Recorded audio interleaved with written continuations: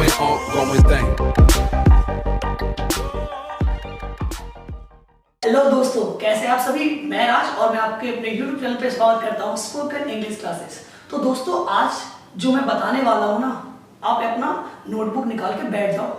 मजाक नहीं कर रहा, ऐसी ट्रिक बताऊंगा कि आपको पता नहीं होगी और ना आप कभी गलती नहीं करने वाले हो इंग्लिश के अंदर, क्योंकि कॉमन मिस्टेक्स होती है जो बच्चों को पता नहीं होती, बहुत गलती करते हैं। तो आज का हमारा टॉपिक है, टाइटल है छोटी छोटी मगर मोटी बातें। तो आज मैं आपको छोटे छोटे ट्रिक बताऊंगा और उसके आधार पे आप लोग बहुत सारे सेंटेंस में जो अब तक गलतियां करते हैं आप उसे सीख जाएंगे। और अगर आप मेरे चैनल पे नए हैं और मेरे चैनल को सब्सक्राइब नहीं किया है तो प्लीज प्लीज प्लीज मेरे चैनल को सब्सक्राइब करें और मेरे वीडियो को शेयर भी करें। और आई होप आपको वीडियो मेरी पसंद आ रही है और आगे भी आपको पसंद आएगी, और आज वाली तो खैर बहुत ज्यादा पसंद आएगी। और फिर से हर बार की तरह मैं आपसे फिर से आज एक सवाल दूंगा और सही जवाब देने वाले को पेटीएम कैश मिलेगा। तो क्वेश्चन बीच में मिलेगा। फिलहाल हम अपने टॉपिक को देखते हैं। तो सबसे पहले आज का हमारा टॉपिक है द और दी। आपको पता होगा कई बच्चे द और दी में कंफ्यूज रहते हैं, क्योंकि लिखा हुआ तो THE ही होता है। कई बार उसे द पढ़ा जाता है, कई बार उसे दी पढ़ा जाता है। तो ये होता कब है, तो ध्यान से समझेंगे कि जब भी कोई लेटर लिखा हो, यहाँ पर जब भी कोई वर्ड लिखा हो और उस वर्ड की स्टार्टिंग AEIOU यानी कि वॉवल साउंड से हुई हो। दोबारा सुनिए, मैंने क्या बोला। जब भी कोई वर्ड लिखा हो और उसकी स्टार्टिंग जो है वो AEIOU लेटर से हो, यानी इनके साउंड से हो, तो आपको द नहीं बोलना बल्कि दी बोलना है। जैसे I will meet you in the evening. In the evening नहीं, इन दी। जब मूवी खत्म होती क्या बोलते हैं, दी एंड। हम द एंड तो नहीं बोलते, हम दी क्यों बोलते हैं, क्योंकि ई जो है वो इस लिस्ट के अंदर है हमारे। समझ में आया। तो जब भी कोई वर्ड इन लेटर से स्टार्ट हो और उससे पहले THE लिखा हो तो आप उसे द नहीं पढ़ेंगे, आप उसे पढ़ेंगे दी। ओके। दूसरा, अगर AEIOU ना हो, किसी और चीज से हो, जैसा हमने लिखा होगा द टाइम्स ऑफ इंडिया, तो हमने द क्यों बोला, क्योंकि टी जो है वो EEIOU में नहीं आता। जैसे टाइम्स ऑफ इंडिया, ये टी से स्टार्ट हुआ, ये वॉवल से तो स्टार्ट हुआ नहीं, वॉवल साउंड से स्टार्ट नहीं हुआ, तो इसकी जगह हम लगाएंगे द, हम इसको दी नहीं पढ़ेंगे। तो समझ में आया। टिप दूसरा, आपने देखा होगा हिंदी में जब हम लोग बोलते हैं कि मैं और तुम खेलने वाले हैं, हम हिंदी में ऐसे बोल सकते हैं तुम और मैं खेलने वाले हैं, तो इसमें कोई गलती नहीं होती है। लेकिन हम लोग क्या करते हैं, जो चीज जहां लिखी होती है उसकी इंग्लिश वैसे बनाते हैं।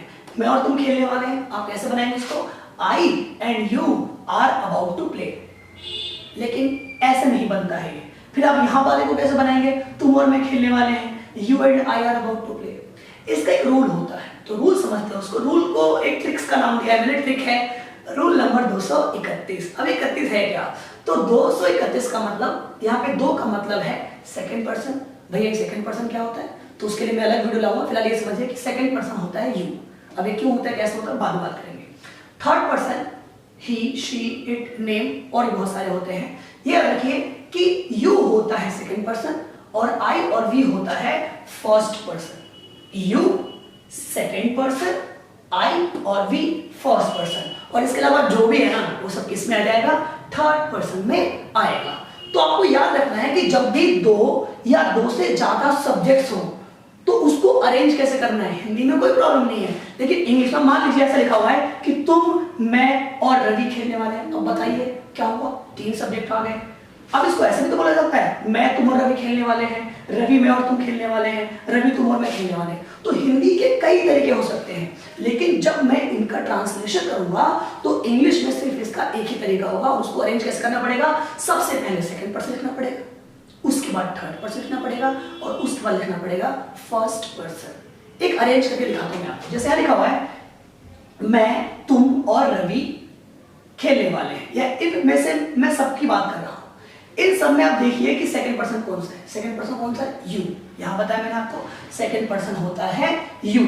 तो हम लोग क्या करेंगे, सेकंड पर्सन यू को ढूंढेंगे। तो सेकंड पर्सन ये रहा, इसमें यू यहाँ पे है, इसमें यहाँ पर है, इसमें यहाँ पे है, कहीं भी हो, हम सबसे पहले यू लगाएंगे। तो हमने लगाया यू। अब यू के बाद थर्ड पर्सन, देखते हैं थर्ड पर्सन है क्या इसके अंदर। देखिए नाम, किसी का नाम क्या होता है, थर्ड पर्सन। तो यू, रवि एंड अब सबसे लास्ट में क्या आएगा, आई और वी। तो यहाँ पे वी तो है नहीं, आई, तो फर्स्ट पर्सन क्या है, आई। तो आप सेंटेंस को ऐसे हिंदी में लिखिए, ऐसे लिखिए, ऐसे लिखिए, ऐसे लिखिए, कैसे भी लिखिए। तुम मैं और रवि, रवि तुम और मैं, रवि मैं और तुम, कुछ भी लिखिए, लेकिन इंग्लिश में सेकंड पर्सन, थर्ड पर्सन और फर्स्ट पर्सन, ये ऐसे आएगा। और उसके बाद ये एक से ज्यादा हो गए, प्लूरल हो गए, तो इसके लिए हेल्पिंग वर्ब आएगी प्लूरल की, यानी कि are. You, Ravi and I are about to play, about to play.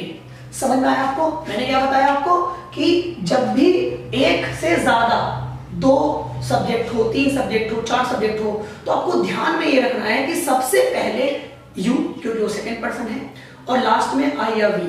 इसके अलावा जितने भी सब्जेक्ट्स हैं आप उन्हें बीच में लगा सकते हैं, क्योंकि वो थर्ड पर्सन होते हैं। तो सेकंड पर्सन, थर्ड पर्सन और फर्स्ट पर्सन, ये याद रखिएगा। लेकिन कुछ कंडीशन ऐसी भी होती है जहां पर second person, third person, first person नहीं आता, बल्कि फर्स्ट पर्सन पहले आता है, फिर सेकंड पर्सन आता है, फिर थर्ड पर्सन आता है। इसको बोलते हैं रूल नंबर 1 2 3। रूल नंबर 1 2 3 भैया ये कब होता है और इसकी कंडीशन क्या होता है? जब भी कोई सेंटेंस ऐसे हैं जिसके अंदर गिल्टी की बात हो रही है, और अपराधी है, दोषी है, चोर है, यानी आपराधिक सेंटेंसेस है, जिसमें आप एक तरीके से नेगेटिव सेंटेंस कह सकते हैं, जिसमें नेगेटिविटी दिखती है लोगों की कि वो चोर है, बदमाश है, या मैं अपराधी हूं, मैं मर्डरर हूं। तो इस तरीके से आपको इसमें याद रखना पड़ेगा कि इसमें पहले फर्स्ट पर्सन ही आएगा, क्योंकि दोषी पहले हम अपने आप को बोलेंगे, दूसरे को बाद में। तो यहां पे हो सकता है कि मैं और तुम दोषी हैं, या तुम और मैं दोषी है, रवि तुम और मैं चोर है।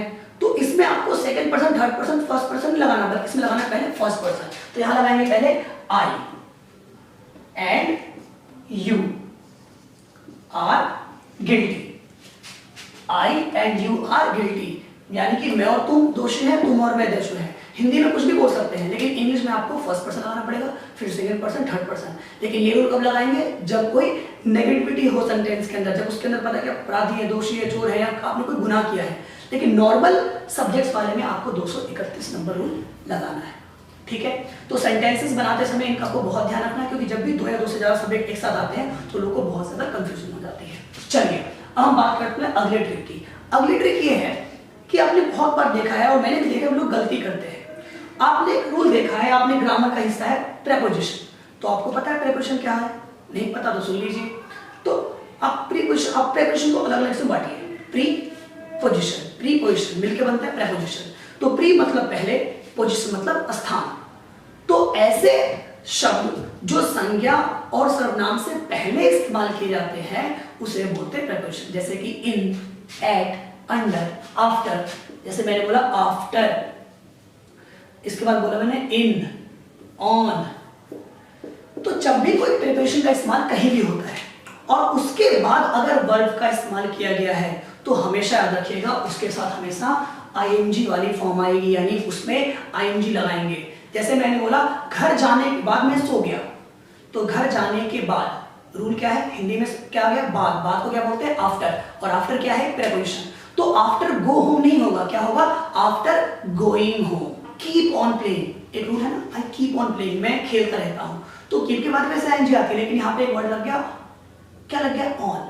तो ऑन आ गया तो आईएनजी वाली फॉर्म आएगी। आपने बहुत सारे रूल देखे होंगे, I am fond of eating food, I am fond of visiting, मैं घूमने का शौकीन हूं। फॉन्ड के बाद क्या लग गया? ऑफ। तो ऑफ के साथ क्या लगेगा? आईएनजी। तो जब भी in, at, under, above, on, after, before, जब भी प्रेपोजिशन आ जाए तो इनके बाद अगर वर्ब का इस्तेमाल हो रहा है तो आपको आईएनजी वाली फॉर्म का इस्तेमाल ही करना है। अब कोई सा भी रूल उठा के देख लीजिए, अगर प्रीपोजिशन है और उसके बाद वर्ब है, याद रखिएगा प्रीपोजिशन के बाद अगर वर्ब है तो हमेशा आईएनजी वाली फॉर्म में होगा, अगर वो नहीं है तो ये गलती है। और ये कॉमन एरर्स एसएससी तक के एग्जाम में पूछे जाते हैं। सबसे आखिरी, कुछ लोगों ने मुझसे पूछा व्हाट्सएप पे कि भैया क्या हम आई के साथ इज का इस्तेमाल कर सकते हैं? वैसे तो बड़ा स्टूपिड सा लगता है साउंड, कि आई के साथ तो भैया सबको पता है कि एम का इस्तेमाल होता है, तो आई के साथ इज कैसे आ सकता है? देखिए, आई के साथ इज का इस्तेमाल भी हो सकता है। इज का इस्तेमाल वो कैसे होता है मैं आपको बताता हूँ 2 रूल से। आपको पता है I, we, you, they, he, she, it, ये सारे प्रोनाउंस हैं। मैंने आपको प्रोनाउन टेबल पे एक वीडियो बनाई थी, आपको मतलब बताया था मैंने कि I, we, you, they, he, she, it, ये सारे प्रोनाउंस होते हैं। तो प्रोनाउन होता है, मैंने बोला ही एक प्रोनाउन है, तो इंग्लिश क्या होगी इसकी? He is a pronoun. You एक प्रोनाउन है, यू इज अ प्रोनाउन। तो आई भी तो एक प्रोनाउन है, तो क्या मैं नहीं लिख सकता I is a pronoun? I is a pronoun. तो मैंने यहाँ पर आई का इस्तेमाल कर दिया, यानी आई का इस्तेमाल और उसके बाद इज का। एक और कंडीशन, एक वर्ड है एज वेल एज, और तो और। जब भी एज वेल एज के साथ दो सब्जेक्ट जुड़े होते हैं, यानी एक एज वेल एज से पहले और एक एज वेल एज के बाद, तो हमेशा याद रखिएगा एज वेल एज से जो पहले वाला सब्जेक्ट होता है, जैसे देखिए यहां पर मैंने बताया ये रहा एज वेल एज, इससे पहले एक सब्जेक्ट है राम और इसके बाद एक सब्जेक्ट है आई। दोबारा सुनते हैं, एज वेल एज से जब भी एक सब्जेक्ट पहले हो और एक सब्जेक्ट बाद में होता है, तो याद रखिएगा इस वाले सेंटेंस में हेल्पिंग वर्ब ये दूसरे वाले के अकॉर्डिंग नहीं लगाएंगे या दोनों के अकॉर्डिंग नहीं लगाएंगे, बल्कि हमेशा पहले वाले के अकॉर्डिंग हम हेल्पिंग वर्ब का इस्तेमाल करेंगे।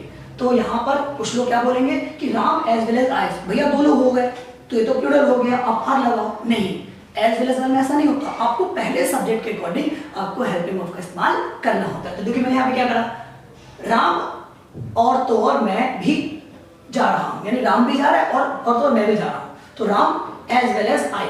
अब आई के साथ एन नहीं लगाऊंगा, ये दो सब्जेक्ट है तो अन लगाऊंगा, बल्कि पहला वाला सब्जेक्ट क्या है राम, और राम के साथ हेल्पिंग क्या लगेगी इज, राम इज गोइंग। तो ये मैंने फिर से देखिए आई के साथ यहाँ पे इज लगा दिया। तो ये जिन बच्चों ने पूछा था उनके लिए था। आई होप आपको ये वीडियो पसंद आई होगी, क्योंकि छोटी छोटी बातें थी। और हाँ, आज का सवाल देख लेते हैं। आज का सवाल क्या है? आज का सवाल है तू मेरा क्या बिगाड़ देगा। सही सुना आपने, तू मेरा क्या बिगाड़ लेगा या आप मेरा क्या बिगाड़ लोगे। इसका सेंटेंस जो है आपको ट्रांसलेट करना है इंग्लिश में और आपको कमेंट बॉक्स में बताना है। और प्लीज मेरे चैनल को सब्सक्राइब कीजिए और वीडियो अच्छी लगे तो लाइक कीजिए, सब्सक्राइब कीजिए। Thank you so much.